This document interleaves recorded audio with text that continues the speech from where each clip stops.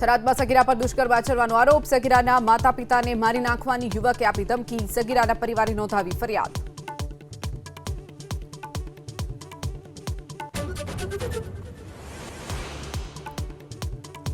તહેવારના સમયે દરરોજ મુસાફરોની ભારે ભીડ. સુરતમાં દિવાળી, છઠ પૂજા અને બિહારની ચૂંટણીને લઈ લોકો જઈ રહ્યા છે વતન. સ્પેશિયલ ટ્રેન મૂકવા છતાં મુસાફરોની ભીડ. પોલીસ સતત ખડે પગે.